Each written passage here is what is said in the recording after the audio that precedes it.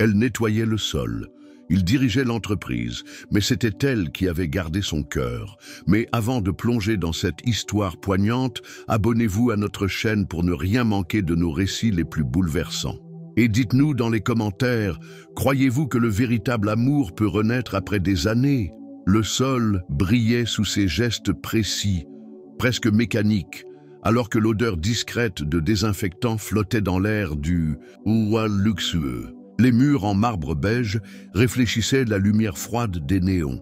C'était un matin comme les autres, dans l'immeuble du siège parisien de Morel Industries. Personne ne prêtait attention à l'agente d'entretien agenouillée près de l'ascenseur. Personne, sauf lui. Gabriel Morel descendait du dernier étage, son attaché-case en cuir noir à la main, escorté par son assistante. Il parlait chiffres, projections, acquisitions. Mais soudain, il s'arrêta net. Son regard s'était accroché à une silhouette familière, à un profil qu'il aurait pu reconnaître dans une foule, même 20 ans plus tard. Elle portait une combinaison grise, des gants de caoutchouc, et ses cheveux étaient attachés en un chignon simple. Elle ne levait pas les yeux, mais c'était elle, Marie. Il sentit un vertige. Le hall sembla se rétrécir, le brouhaha s'atténua, comme si le monde entier s'était mis sur pause. Elle, ici, dans son entreprise, à genoux devant l'ascenseur, qu'il prenait chaque jour, sans jamais se retourner.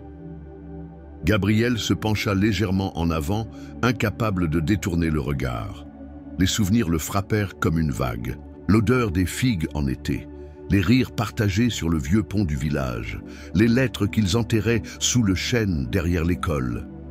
Marie Delcourt, son tout premier amour, celle qu'il n'avait jamais vraiment oubliée, malgré les années, les villes, les succès.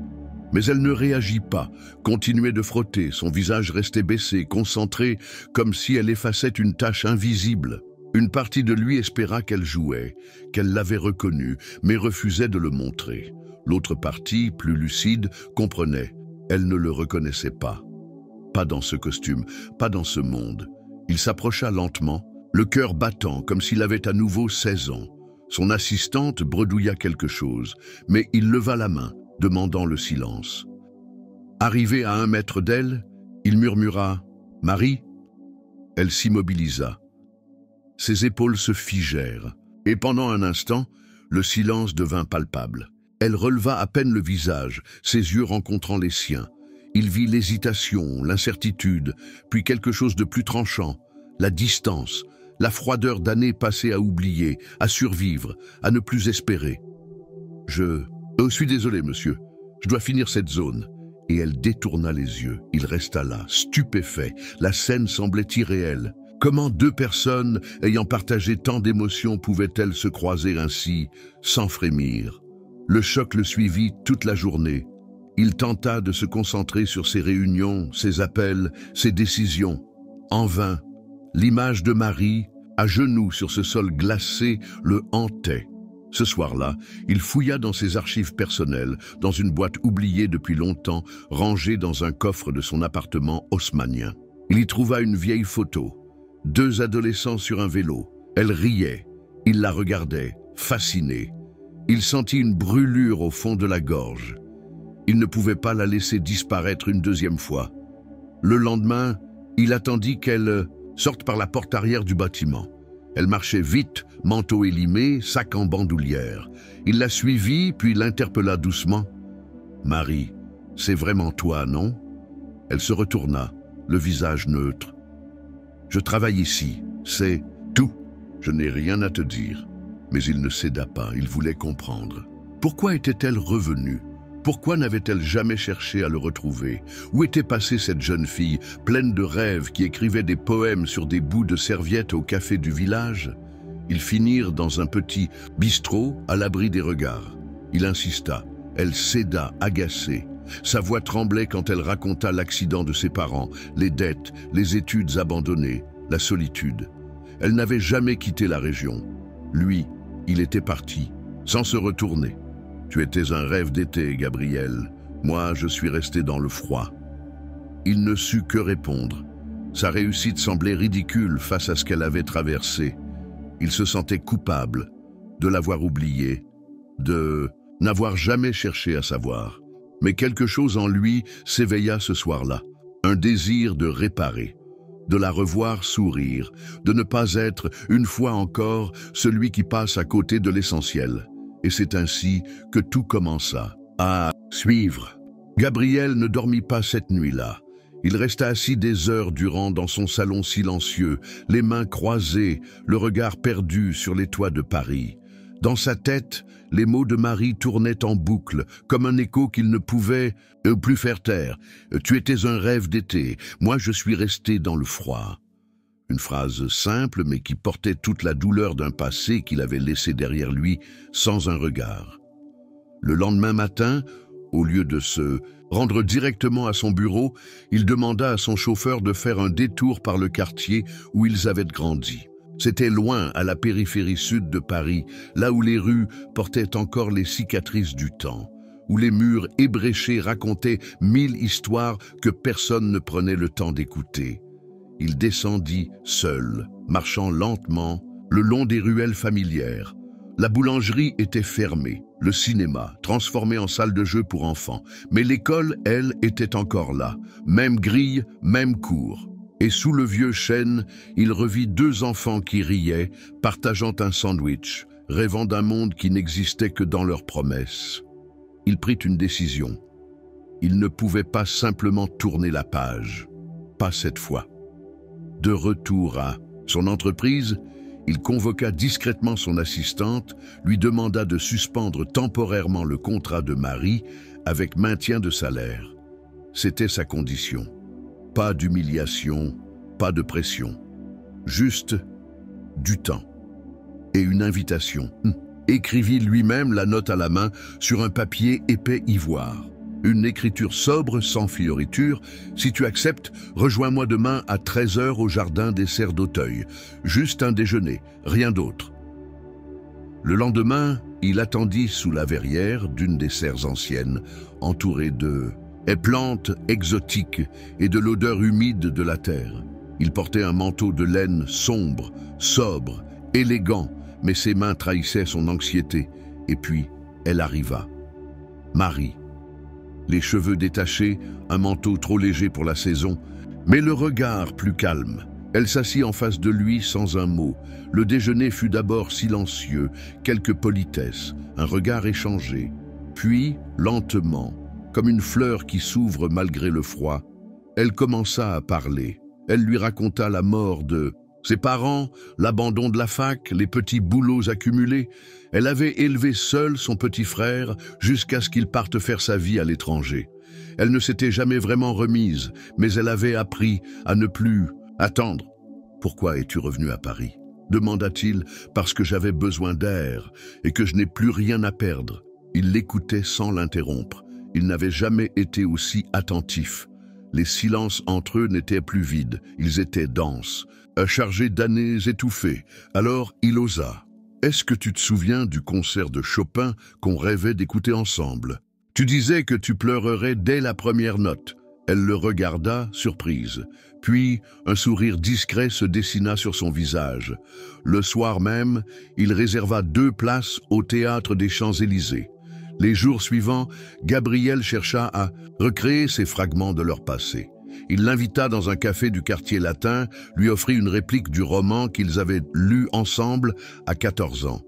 Il fit même restaurer une vieille photo d'eux deux, prise lors d'une fête de Village. Elle riait, il faisait une grimace.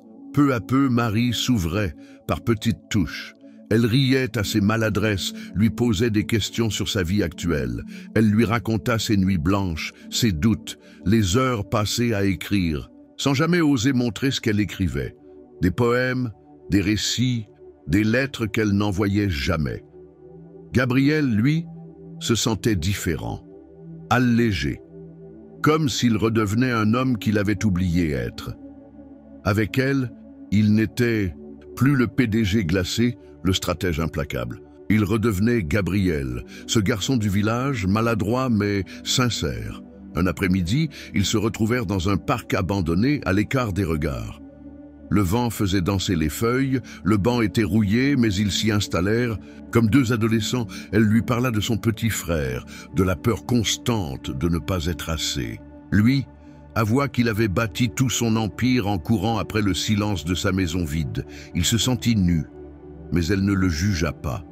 Quand il posa sa main sur la sienne, elle ne la retira pas. Et dans ce silence suspendu, il comprit. Le passé ne faisait plus si peur, mais une ombre allait bientôt s'abattre sur cette lumière naissante. Une tempête qu'aucun des deux ne voyait encore venir.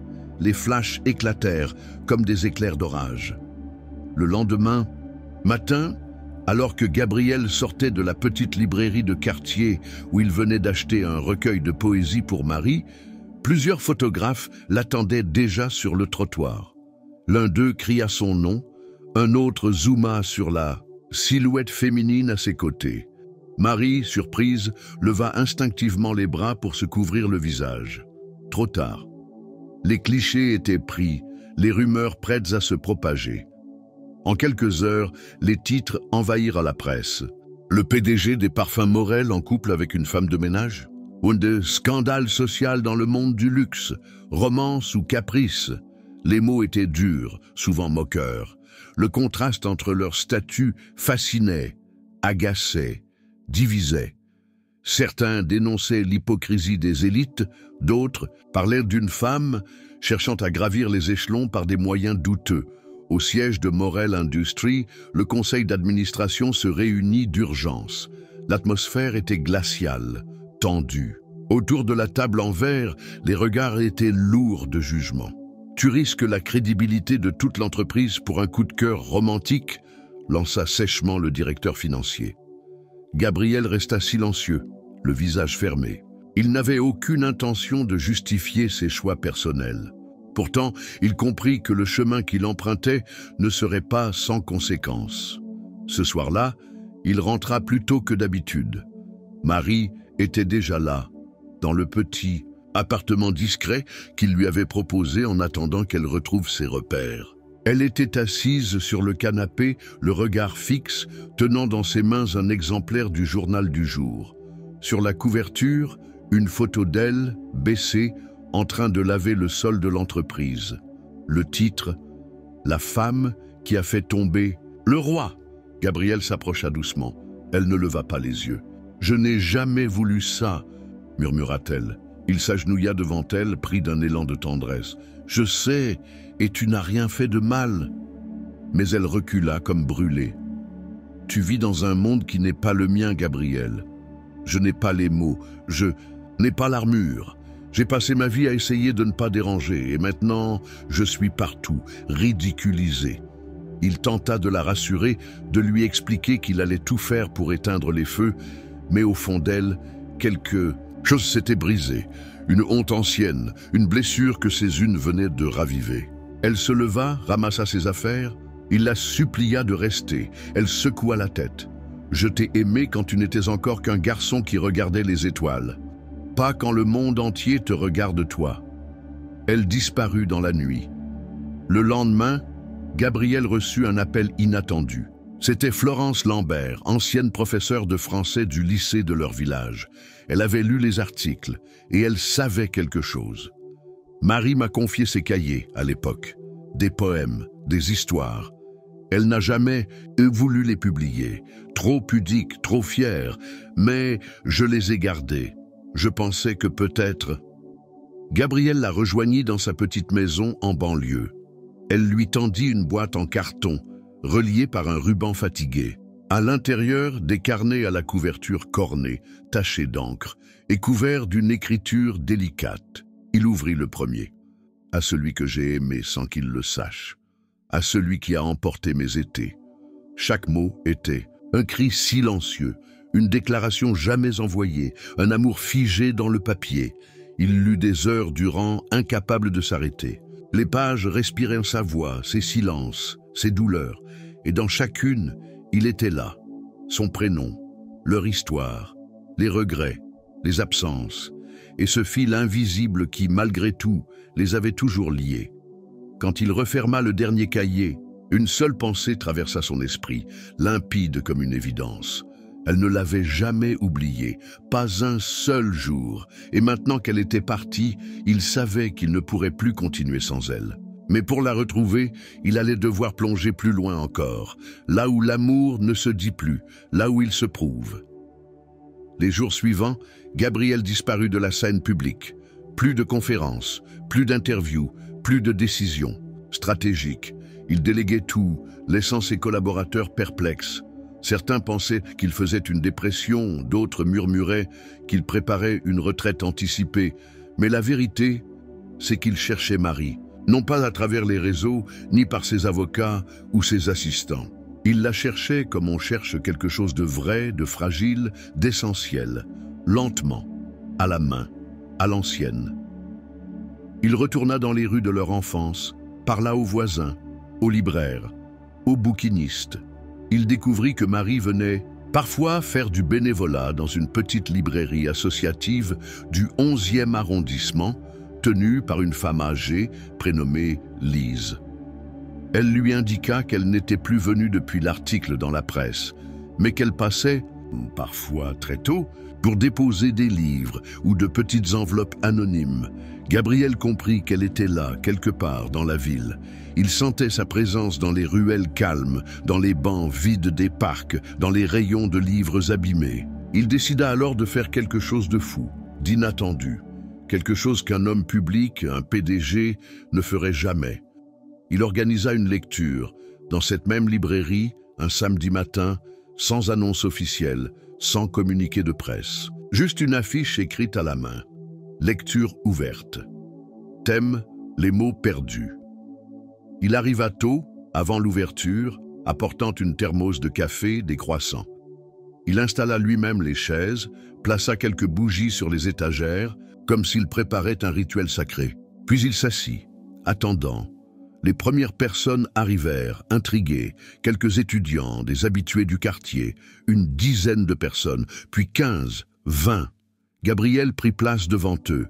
Il n'avait rien écrit, rien préparé. Il sortit simplement un carnet, l'un de ceux de Marie, et il lut. Sa voix tremblait légèrement au début, mais bientôt, elle se stabilisa. Chaque mot résonnait avec une intensité rare. Il lut un poème sur l'enfance, puis un autre sur l'attente, un autre encore sur la disparition, puis il s'arrêta. Celui-ci, elle l'a écrit à 17 ans. Elle ne l'a jamais lu à voix haute. Je vais le faire pour elle. Il prit une inspiration et lut « Si un jour tu reviens, fais-le sans bruit. Pas comme un roi, mais comme un homme. Pas avec des promesses, mais avec des silences. Et regarde-moi, pas comme avant, mais comme si c'était la dernière fois. » Le silence fut total, et c'est à ce moment-là qu'il la vit, au fond de la salle, debout, immobile. Marie. Elle portait un manteau gris clair, simple, les cheveux attachés comme toujours. Ses yeux étaient humides, mais elle ne pleurait pas. Elle le fixait, avec une intensité que seul le passé peut offrir. Il referma lentement le carnet. Il descendit de la petite estrade sans un mot, traversant la salle sous les regards suspendus. Il s'arrêta devant elle, ne parla pas, elle dit doucement « Pourquoi ?» Il répondit « Parce que je ne suis plus ce garçon perdu, mais je sais que sans toi, je le redeviendrai. » Elle recula d'un pas, comme hésitante, puis s'avança, et dans un geste lent, elle posa sa main sur sa joue. Il ferma les yeux. Le monde entier pouvait bien s'effondrer. À cet instant, il n'existait qu'eux. Elle murmura « Lis-moi encore », et il comprit qu'il ne la perdrait plus jamais. Mais à l'extérieur, un journaliste venait de reconnaître son visage, à travers la vitrine embuée. Son appareil photo déjà entre les mains. Les flashs n'éclatèrent pas. Peut-être parce que le journaliste lui aussi sentit qu'il n'avait pas le droit de voler cet instant. Peut-être parce qu'il fut frappé, comme les autres, par le silence chargé d'émotions entre les deux anciens amants. Ou peut-être parce que ce moment appartenait à une autre dimension du réel, celle où les choses importantes n'ont pas besoin de spectateurs. Marie et Gabriel restèrent là, au milieu de la librairie, les yeux plongés l'un dans l'autre, tandis que le monde semblait suspendre son souffle. Les murmures se turent, on aurait dit une scène de théâtre figée, mais dont le cœur battait à tout rompre. Puis, d'un geste doux, Marie retira ses mains de son visage. Elle fit un pas, De côté, s'approcha lentement de la petite estrade. Elle regarda la chaise vide où Gabriel s'était assis pour lire.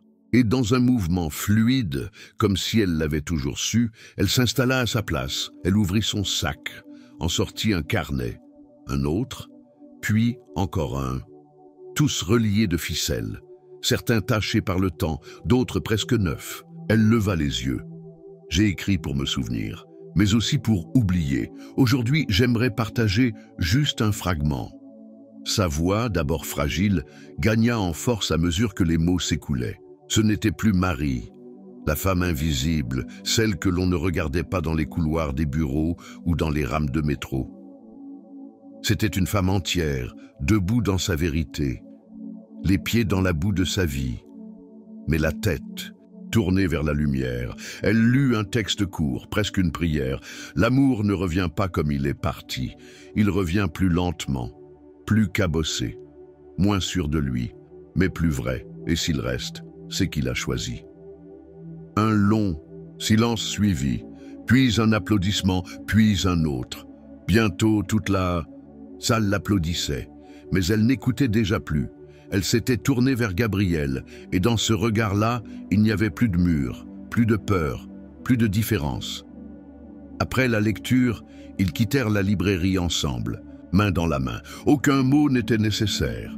Paris les enveloppait dans un halo de lumière grise. Les passants s'effaçaient autour d'eux comme un décor qui changeait doucement. Ils marchèrent longtemps, sans but précis. Ils parlèrent peu. Les gestes suffisaient. Un frôlement d'épaules, un éclat de rire étouffé, une main qui serre l'autre dans un taxi. Et ce regard, toujours ce regard, qui disait « Je suis là, enfin ». Les jours suivants furent simples, presque ordinaires. Ils se retrouvaient chez elle ou chez lui. Ils cuisinaient, écoutaient de la musique, relisaient ensemble leurs textes. Parfois, ils se taisaient longtemps et c'était encore plus beau. Mais le monde, lui, n'avait pas oublié. Les médias recommencèrent à parler. Les investisseurs exigèrent des réponses. Le conseil d'administration mit Gabriel au pied du mur. Il devait choisir sa position ou sa réputation. L'entreprise ou ce qu'il construisait avec elle. Un soir dans la cuisine, alors qu'elle préparait du thé à la menthe, il entra, plus pâle que d'habitude. « Ils veulent ma démission, Marie. » Elle ne répondit pas tout de suite. Puis, calmement, elle posa la cuillère et dit « Et toi, qu'est-ce que tu veux ?» Il la regarda longtemps. Son cœur tambourinait. Il ne voyait plus les murs ni les meubles. Il voyait juste elle, cette femme debout qui n'avait jamais eu besoin de luxe pour exister, et qui pourtant était devenue la seule chose précieuse dans sa vie. Il sourit. « Je veux écrire avec toi, vivre avec toi, respirer. » Le lendemain, il annonça officiellement sa démission de Morel Industries. Le choc fut immense. Les journaux titrèrent « L'Empire cède au cœur ». Certains l'admirèrent, d'autres le traitèrent de fou. Mais il s'en moquait. Avec l'indemnité de départ, il fonda une organisation pour soutenir les écrivains issus de milieux défavorisés. Il installa son bureau dans un petit local à Montmartre, juste au-dessus d'une librairie indépendante. Marie y organisait des ateliers d'écriture pour des adolescentes en rupture scolaire. Un an plus tard, le premier recueil de Marie fut publié. Une compilation de ses poèmes et fragments de journal, sobrement intitulé « Ceux qu'on oublie ». Il reçut un prix littéraire prestigieux. Elle monta sur scène, bouleversée, et dit simplement « Je n'aurais jamais cru qu'on me lirait un jour ». Dans la salle, Gabriel tenait un bouquet discret. Il n'avait jamais été aussi fier, pas même quand il avait signé son premier gros contrat, ni lorsqu'il avait vu son nom gravé sur les tours de verre. Mais ce soir-là, il ne rentra pas immédiatement. Il prit un long détour à pied, sous la pluie fine. Il passa devant l'immeuble où il l'avait vu pour la première fois à genoux sur le sol. Il s'arrêta, ferma les yeux et remercia en silence la vie de lui avoir offert une deuxième chance. Car ce qu'il avait appris, au-delà des mots, au-delà du bruit du monde, c'est que l'amour, le vrai, ne s'impose pas. Il attend, il observe, il survit et parfois il revient. Mais au fond de la boîte aux lettres, ce soir-là, une enveloppe scellée attendait encore d'être ouverte. Une lettre qu'il n'avait jamais vue, signée d'une main qu'il connaissait par cœur. Une lettre écrite avant même leur retrouvaille et qui changeait tout. Il monta lentement les escaliers, tenant l'enveloppe entre ses doigts tremblants. Le papier était jauni, légèrement gondolé par l'humidité, mais le nom calligraphié au recto était sans équivoque « Gabriel ». Pas de prénom, pas de date, seulement son nom, écrit de cette écriture penchée et fine qu'il connaissait mieux que la sienne. Il resta figé un instant, debout devant la porte de l'appartement, comme s'il portait dans cette simple feuille un morceau de passé trop lourd pour être ouvert à la hâte. Le cœur serré, il glissa la clé dans la serrure, entra dans l'appartement silencieux et s'assit près de la fenêtre. La ville, en contrebas, continuait de vivre.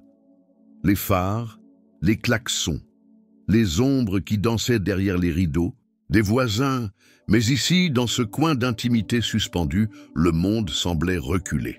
Il décacheta l'enveloppe avec soin, comme on ouvrirait un secret qu'on redoute autant qu'on espère. « Gabriel, je t'écris cette lettre que je ne sais pas si je t'enverrai un jour. Je ne sais pas si tu te souviens de moi. Peut-être que tu es devenu ce genre d'homme qui a appris à oublier pour avancer. Moi, je n'ai jamais su faire ça. J'ai toujours gardé les traces, même celles qui faisaient mal. Il y a des soirs, encore, où je m'assois dans le silence et je pense à ce qu'on aurait pu devenir, à ce qu'on aurait pu créer ensemble, à ce qu'on aurait pu sauver, peut-être. Ce ne sont pas des regrets, pas vraiment. Ce sont des souvenirs qui refusent de mourir, comme une lampe qu'on oublie d'éteindre. Tu sais, j'ai passé ma vie à croire que j'étais invisible. Et parfois, j'ai cru que c'était plus simple comme ça. Mais il y a des jours où j'aurais voulu que quelqu'un me voie, juste me voie. Pas pour me réparer, ni pour m'aimer, juste pour me reconnaître, pour dire « je te connais, je me souviens de toi ». Si tu lis cette lettre un jour, c'est que le destin a décidé de nous laisser une dernière conversation, peut-être la plus sincère. Je ne te demande rien, Gabriel. Je ne veux ni explication, ni retour. Je veux juste que tu saches que je t'ai aimé, sans calcul, sans attente, comme on aime à 15 ans. Et que quelque part, dans chaque geste que j'ai fait depuis, il y avait une trace de toi. Tu as été mon début, et je crois que malgré tout, tu es resté ma boussole. Marie. Il resta longtemps immobile après avoir fini la lettre. Les mots tournaient dans sa tête comme un écho ancien, familier, mais soudain vibrant d'une force nouvelle. Elle avait écrit cela avant qu'il ne se revoie, avant la librairie, avant les poèmes, avant même de croire qu'il se souviendrait, et d'elle, cette lettre c'était un adieu, une lettre d'adieu sans réponse, et pourtant elle lui parvenait maintenant, alors que tout avait changé. Il l'a relue 3 fois. Puis, sans prendre le temps d'enfiler son manteau, il sortit dans la nuit. Il courut dans les rues de Montmartre, les pavés résonnant sous ses pas. Il monta les escaliers 2 à 2, traversa les ruelles bordées de glycines, poussa les portes familières, mais elle n'était pas là, pas dans l'appartement, pas dans la librairie, pas dans le petit café où ils prenaient parfois leur thé du matin. Il sentit une panique sourde monter en lui. Et puis, au pied du vieux chêne du parc des Buttes-Chaumont, celui qu'ils avaient découvert ensemble lors d'un dimanche de printemps, il la vit, assise sur un banc, les genoux repliés, le regard perdu dans la nuit. Il s'approcha sans bruit. Elle tourna la tête, surprise, mais ne parla pas. Il s'assit à côté d'elle, sortit lentement la lettre de la poche de sa veste. « Pourquoi tu ne me l'as jamais donnée ?» demanda-t-il à voix basse. Elle sourit tristement. « Parce que je pensais que tu ne l'aurais jamais lu, que tu étais trop loin. » Il secoua la tête, ému. « Cette lettre, c'est ce que j'attendais depuis 20 ans. » Un silence. Puis, d'une voix tremblante, il ajouta « Tu as été mon début aussi, Marie, mais je ne veux plus que tu sois une boussole. Je veux que tu sois le chemin. » Elle tourna vers lui un regard brillant de larmes. Il tendit la main. Elle la prit. Et sous les étoiles pâles de Paris, dans un jardin déserté, ils restèrent là, ensemble. Mais au même moment, dans une imprimerie discrète du quartier latin, un éditeur relisait une autre lettre. Une lettre que Marie avait glissée en secret dans les annexes de son manuscrit et qui révélait un chapitre qu'elle n'avait jamais lu à personne, pas même à Gabriel. La lettre était tapée à la machine, sur du papier crème légèrement texturé, inséré, discrètement, entre deux poèmes, en fin de manuscrit. L'éditeur, un homme méticuleux et discret nommé Émile Bernard, ne l'avait remarqué qu'au dernier instant, alors qu'il validait l'impression finale de l'ouvrage pour la première réimpression. Il aurait pu l'ignorer, la considérer comme une note personnelle, une erreur de compilation, mais les premières lignes avaient capté son regard, puis retenu son souffle. À mon enfant, ou à celui qui aurait pu l'être, ou à celui qui peut-être existe déjà quelque part. Émile relut plusieurs fois cette entrée, intrigué. Le style n'était pas poétique, mais brut, direct, presque douloureux. Rien à voir avec les textes publics de Marie. Il hésita, tourna la tête vers l'imposante pile d'exemplaires, déjà imprimés, puis vers le numéro de téléphone manuscrit qu'elle lui avait laissé au cas où. Il laissa tout en plan, prit son téléphone, composa le numéro. 3 tonalités, puis une voix. « Allô? Madame Delcourt? C'est Émile Bernard.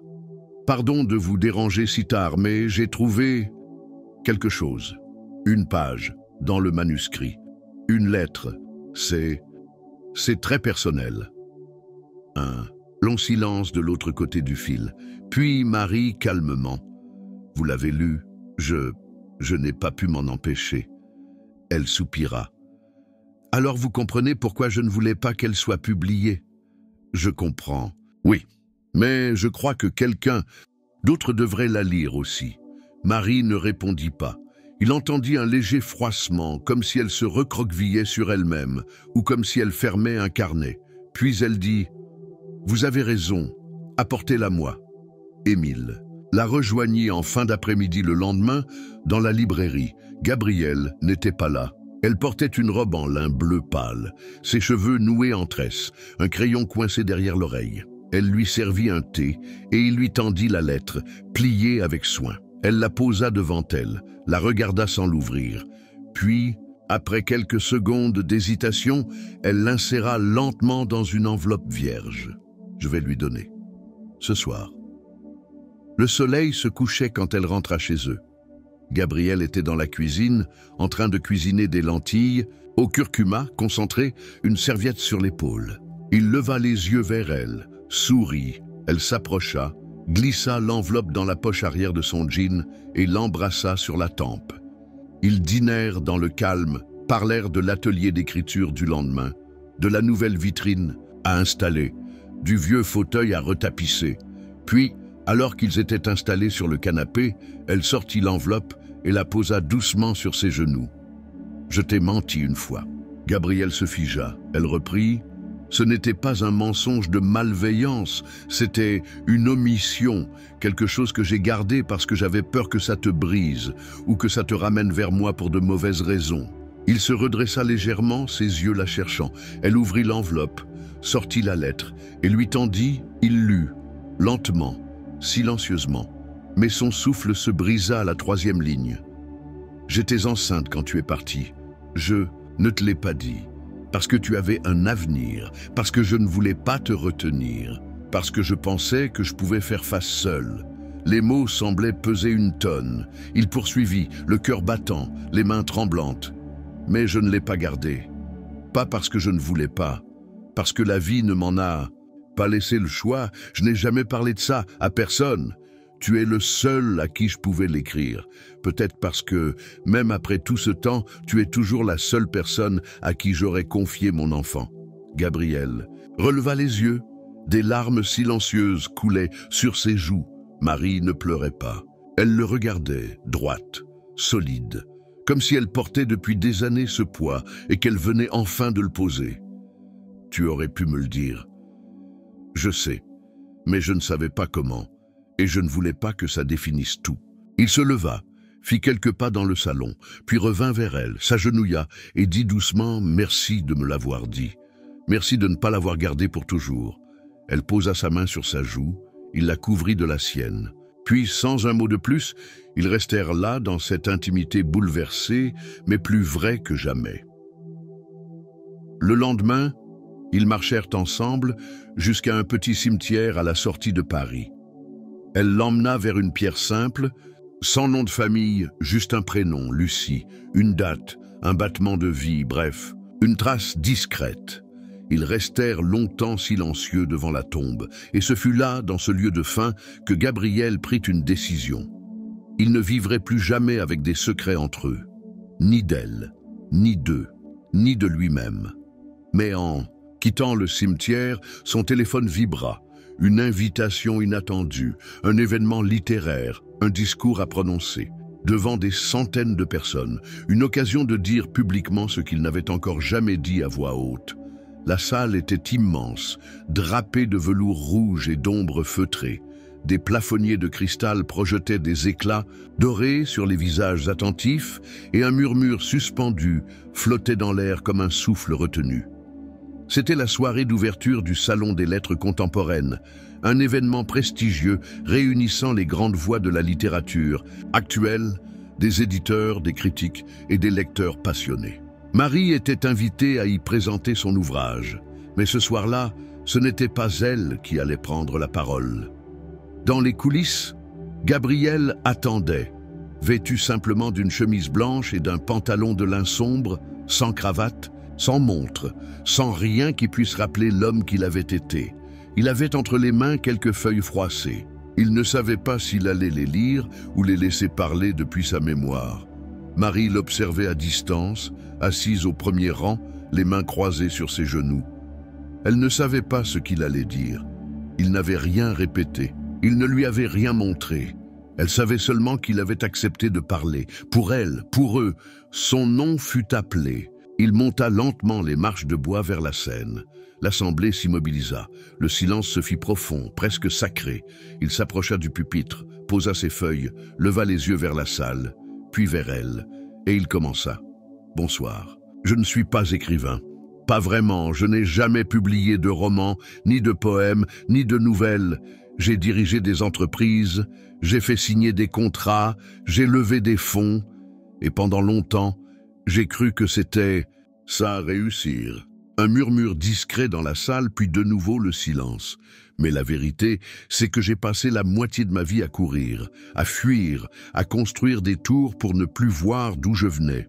Et un jour, en descendant d'un ascenseur, je l'ai vue, elle, à genoux, en train de nettoyer le sol de l'entreprise que je dirigeais. Elle ne m'a pas reconnu, ou peut-être qu'elle ne voulait pas me reconnaître. Mais moi, je l'ai reconnue en un instant. Il inspira, ses doigts se crispant légèrement sur le bois du pupitre. Elle s'appelle Marie Delcourt, et je suis là aujourd'hui parce qu'elle a tout changé, parce qu'elle m'a appris que le silence d'une vie peut valoir plus que le vacarme de 100 réussites. Un frisson parcourut la salle. Elle a écrit des poèmes qu'elle n'a jamais lus à personne. Elle a aimé un homme qui est parti sans se retourner. Et quand elle a eu l'occasion de se venger, de se taire, de disparaître, elle a choisi de parler, d'écrire, de tendre la main. Il s'arrêta un instant, cherchant ses mots. J'ai perdu un enfant sans le savoir. J'ai perdu un amour en le quittant.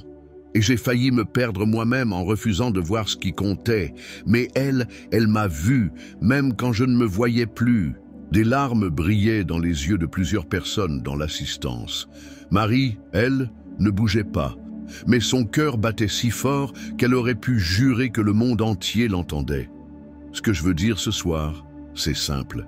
Vous qui écrivez, vous qui lisez, vous qui cherchez des réponses entre les lignes, ne négligez jamais la vie en dehors des mots.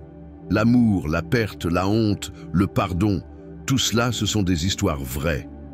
Et parfois, elles n'ont pas besoin d'être inventées pour être bouleversantes. Il se pencha légèrement vers le micro. « Marie, tu m'as sauvée, par ta voix, par ta vérité, et je veux vivre chaque page à venir à tes côtés. » Un instant de silence, puis il recula d'un pas, reprit les feuilles et descendit de scène. La salle explosa d'applaudissements, mais Gabriel ne les entendait déjà plus. Il traversait la foule, les yeux fixés sur elle. Elle se leva. Il s'arrêta devant elle. Elle le regarda, et doucement, elle dit « Tu viens de me donner les plus beaux mots que je n'ai jamais écrits. » Il la serra contre lui, là, au milieu des regards, des applaudissements, des flashs. Mais cette fois, Ils ne fuiraient pas, plus jamais. Quelques mois plus tard, ils firent paraître un livre à 4 mains, un recueil de lettres croisées, de poèmes dialogués, de fragments de passé et d'aveux d'avenir. Il s'intitulait « À ceux qui restent invisibles ». Et il fut lu partout. Mais ce que le monde ne savait pas encore, c'est que Marie écrivait déjà un autre livre. Un journal intime. Elle le commençait chaque matin à la même heure, sur un vieux carnet noir, assise à la table de la cuisine, tandis que Gabriel préparait le café et que la lumière traversait doucement les rideaux. Et la première page disait « Pour toi, petite étoile que je n'ai pas pu porter mais qui nous a ramenés l'un à l'autre ».